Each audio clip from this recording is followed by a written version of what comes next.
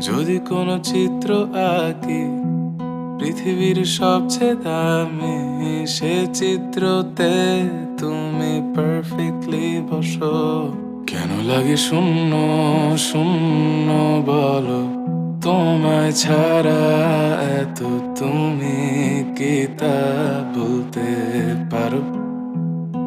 কেন লাগে শূন্য শূন্য বলো, তোমায় ছাড়া এত তুমি কি তা বলতে পারো?